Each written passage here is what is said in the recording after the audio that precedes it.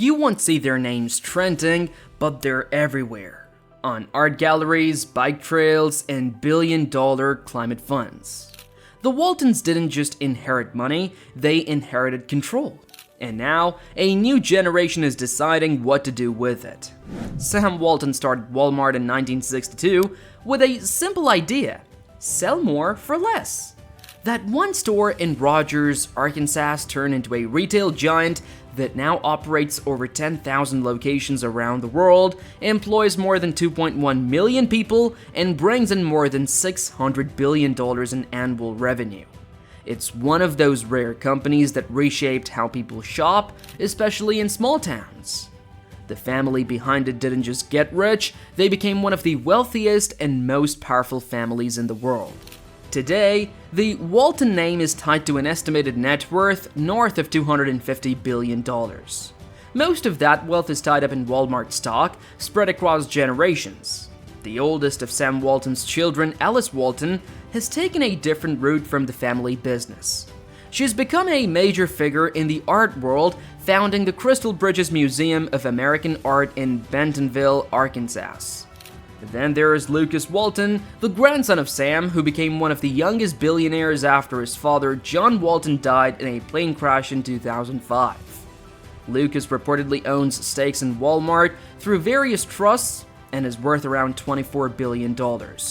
He's been putting more attention into environmental causes and clean energy ventures, quietly shaping where part of that fortune flows. Tom and Stuart Walton, also grandsons of Sam, are more visible in public life. They've leaned into real estate, biking culture, and small city revitalization, especially in Bentonville.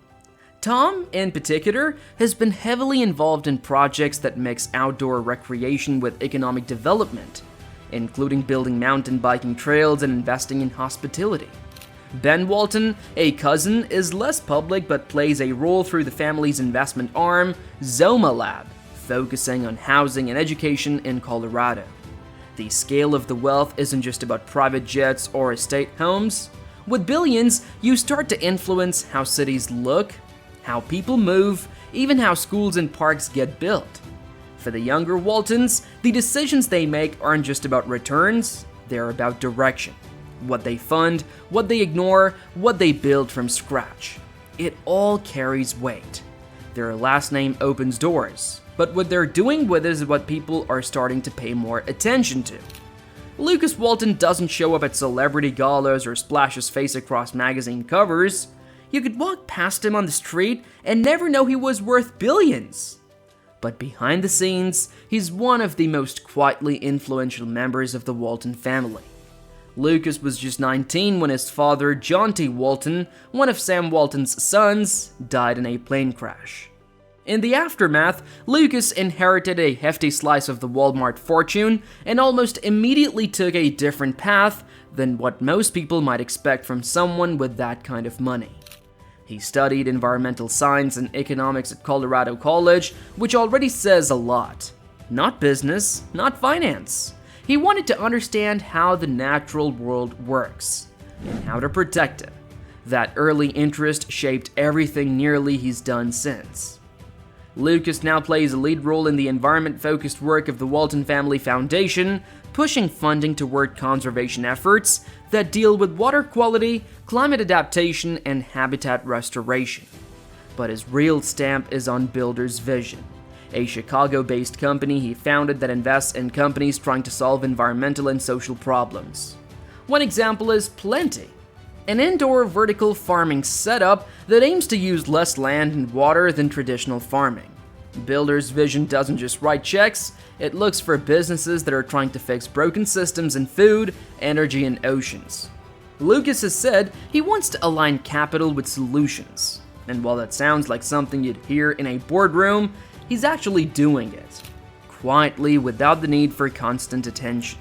He lives in Jackson Hole, Wyoming, surrounded by open land and mountain air, far from Wall Street or Silicon Valley. He rarely speaks to the press, no big personal brand, no loud claims, just money moving quietly into places that could use it, run by a guy who's more interested in soil health than stock tips. While Lucas champions the environment, another branch of the family is transforming a small Arkansas town into a hub of art and innovation. Tom and Stewart Walton grew up with the weight of the Walmart name, but didn't just slip into roles at the company. Instead, they've made Bentonville, Arkansas, a town most people wouldn't have thought twice about, a place people now fly in to visit. They're grandsons of Sam Walton and sons of Jim Walton, but they've taken the family legacy in a more local, hands-on direction.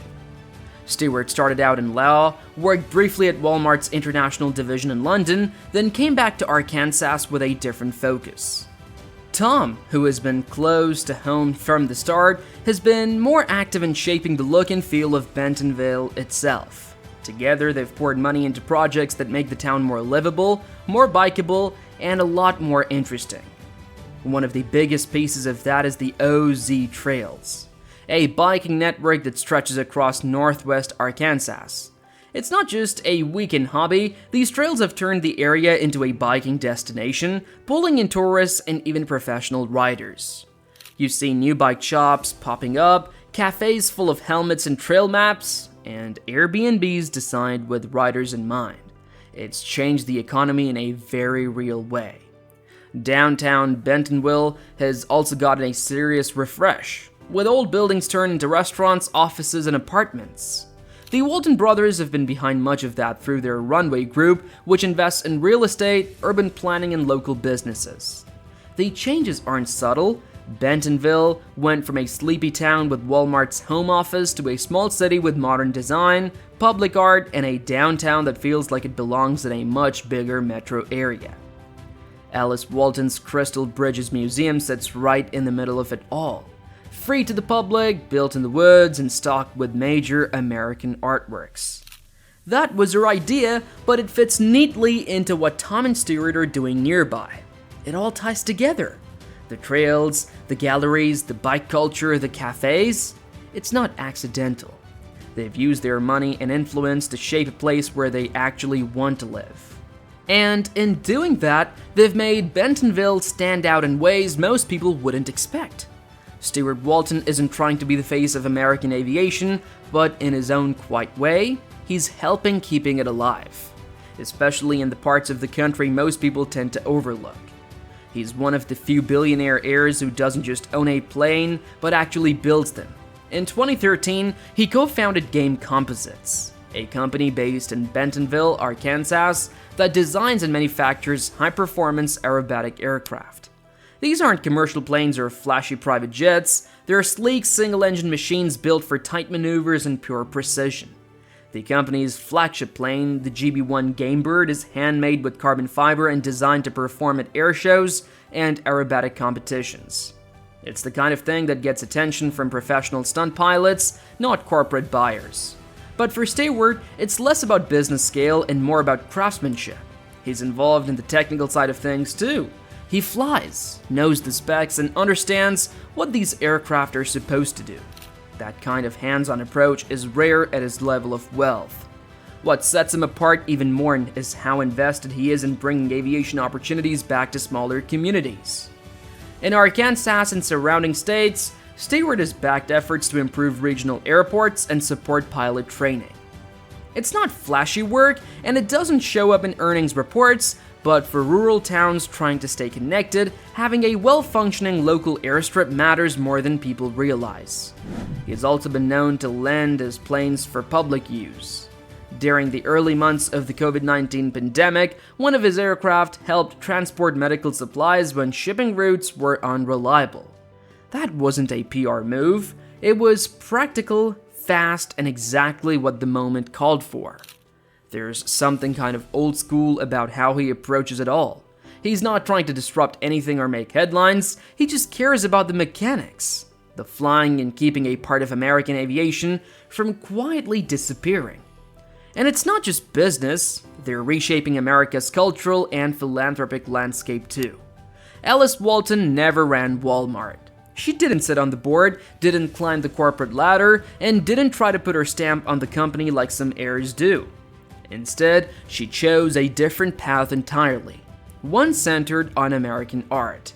With a net worth estimated at over $70 billion, she's used her money not to build more stores, but to build something people didn't expect in a small town in Arkansas: a world-class museum. Crystal Bridges Museum of American Art opened in 2011 in Bentonville, tucked into a wooded area not far from Walmart's headquarters. But this isn't a local gallery with a few nice paintings. The museum houses works by big names: Norman Rockwell, Andy Warhol, Kehinde Wiley. It's free to visit, and that's by design. Ellis didn't want it to feel exclusive or out of reach. She wanted people who might never fly to New York or DC to walk into a building surrounded by water and see a Georgia O'Keeffe or a Winslow Homer in person. She didn't stop with Crystal Bridges. A few years later, she launched Art Bridges, a nonprofit that helps smaller museums across the country borrow and exhibit major works. Not everyone can afford to fly in blockbuster exhibits, and Ellis knew that. So, Art Bridges funds loans and traveling collections, making sure that art isn't something you get only if you live near the Met or the Getty. This kind of thing changes how people think about a place like Bentonville. Before, it was known for Walmart and not much else. Now it's home to a museum that draws over 500,000 visitors a year. And beyond that, it's part of a bigger shift in how the Walton family approaches influence. Ellis saw a gap: access to art, especially in rural areas, and filled it in a way that didn't feel performative. She just did the work, funded what she believed in, and let the results speak for themselves. While others in the family are focused on business or outdoor projects, Ellis carved out a space where culture isn't just preserved, it's shared. Lucas Walton doesn't invest the way most billionaires do.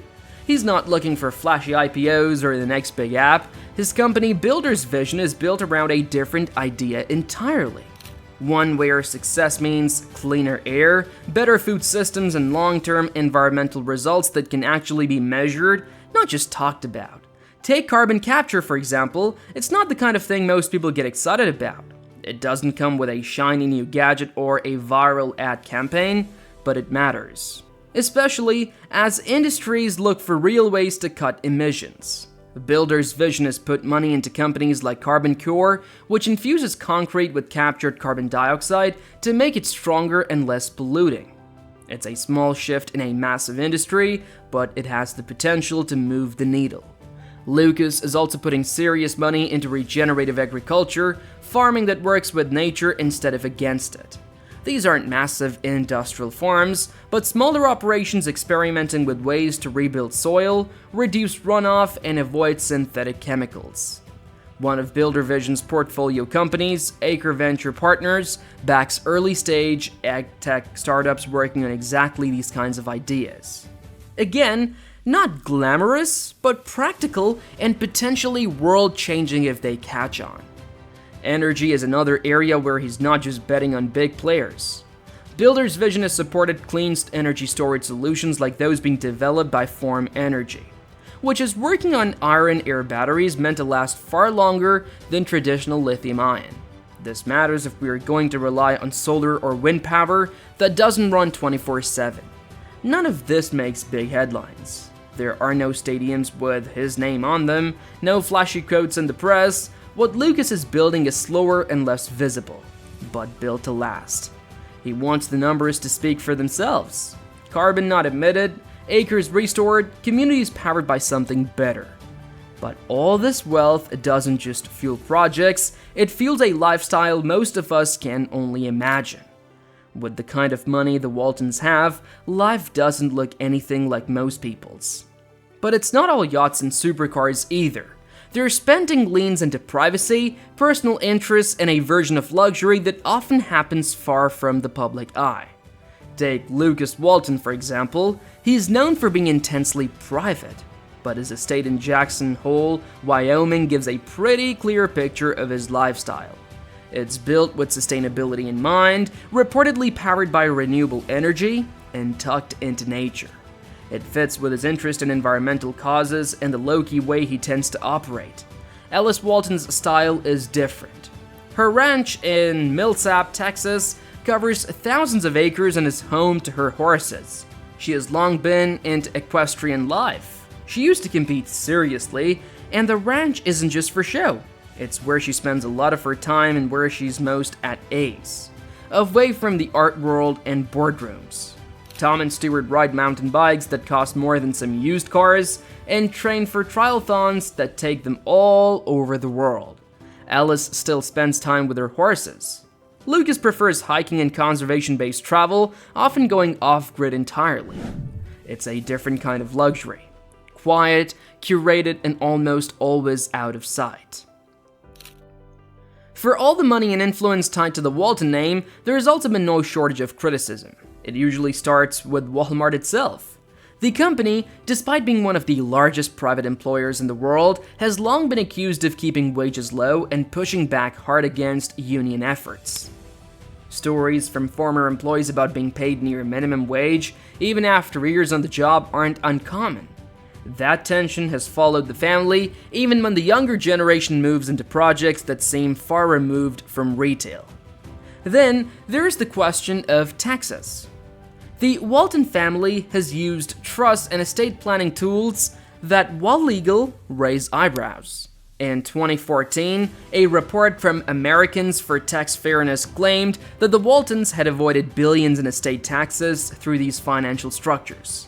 Again, not illegal, but it's the kind of thing that doesn't sit well with people when they're comparing it to the average person's tax burden. There has also been concern over how public subsidies have benefited Walmart and, by extension, the Walton heirs. For years, local governments have offered tax breaks and incentives to bring Walmart stores into their towns. In some cases, those deals meant less money for public schools and infrastructure. Meanwhile, the family's personal wealth kept growing. It's a tough contrast to ignore. What would you do if you inherited billions overnight? Leave your thoughts in the comments.